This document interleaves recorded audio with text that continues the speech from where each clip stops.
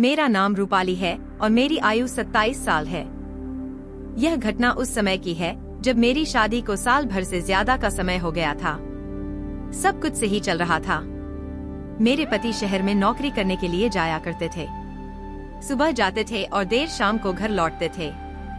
हमारा गांव शहर से काफी दूरी पर था, इसलिए मेरे पति कई बार अपने किसी दोस्त के यहाँ शहर में रुक जाया करते थे। मैं अपने सास के साथ गांव में रहती थी।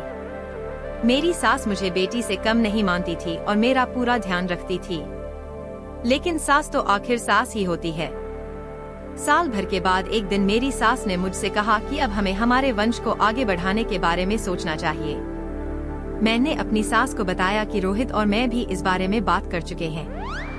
हम खुद इस बात को लेकर चिंतित हैं कि हम अपने वंश को आगे बढ़ाएं।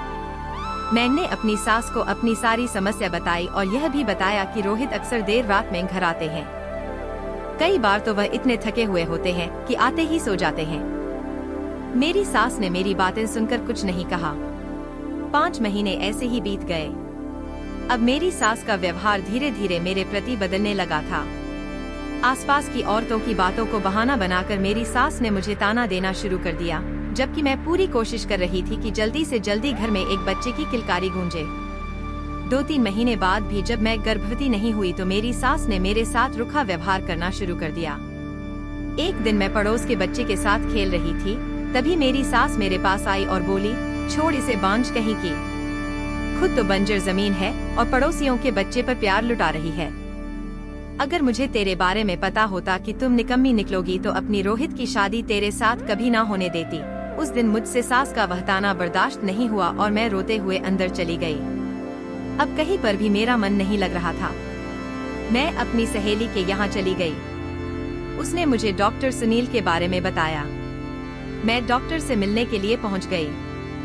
डॉक्टर सुनील ने बताया कि वह जांच करने के बाद ही किसी नतीजे पर पहुंच सकते हैं। डॉक्टर ने मेरे पति के साथ क्लिनिक में आने के लिए कहा। मैंने रोहित से इस बारे में बात की तो वह मुझ पर ही भड़क गए और कहने लगे कि उनके पास इन फालतू कामों के लिए समय नहीं है। पति की ओर से भी मुझे निराशा ही हाथ लगी। उन्होंने साफ मना कर दिया कि उनको किसी डॉक्टर के चक्कर में नहीं पड़ना है। वह कोई जांच नहीं करवाना चाहते, बल्कि मुझे हिदायत दे डाली कि कमी तुम्हारे अंदर ही है, तुम्हें जांच करवानी चाहिए। मैंने मेरी सहेली को यह सारी बात बताई। मेरी सहेली ने इसके लिए एक दूसरा रास्ता बताया।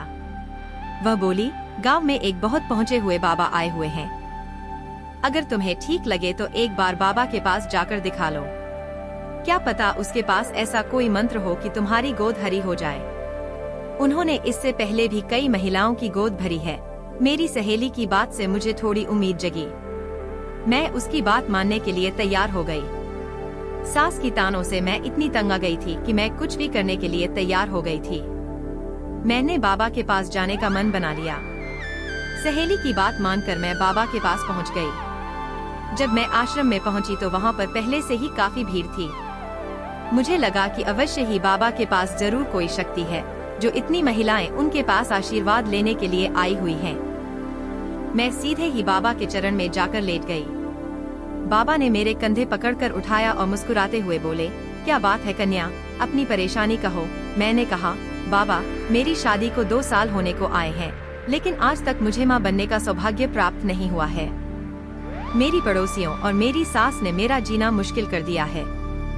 कृपा कीजिए और मेरी गोद भर दीजिए। मेरी बात सुनकर बाबा के चेहरे पर एक अलग ही मुस्कान फैल गई।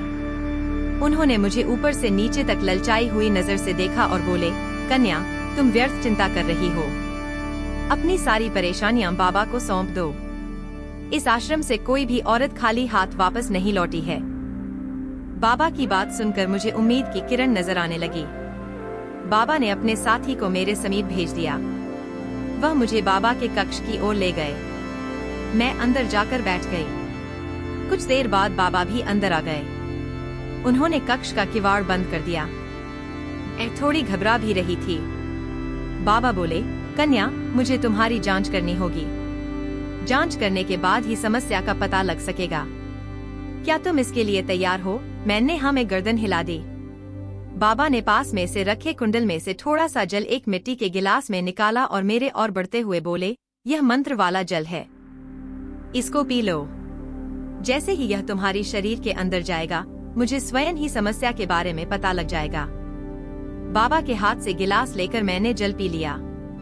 बाबा मेरे सामने ही बैठ गए। वह कुछ मंत्र उच्चारण करने लगे। मुझे कुछ अजीब सा महसूस होने लगा। मेरी आंखें भरी भरी सी होने लगीं। ऐसा लगा जैसे मेरी आंखों में नींद सी भरने लगी। मेरे और देखकर बाबा ने कहा, कन्या, मैंने मंत्रों के माध्यम से अपने शरीर के अंदर आवश्यक ऊर्जा भर ली है। अब मैं तुम्हें संतान प्राप्ति के लिए तैयार करने जा रहा हूँ। अगर तुमने इस क्रिया में व्यवधान पैदा किया तो प्रक्रिया पूर्ण नहीं हो सकेगी। इसलिए जैसा मैं कहूँ तुम्हें वैसा ही करना पड़ेगा। मुझे ज्यादा होश नहीं था, लेकिन बाबा की बातें समझ में आ रही थीं। मैं किसी भी सूरत में बच्चा पैदा करना चाहती थी, इसलिए मैंने बाबा की बात मान ली। बाबा मुझे चूमने लगे। मैं भी बाबा के प्रेम में जैसे खोसी गई। हम दोनों एक दूसरे में खो गए।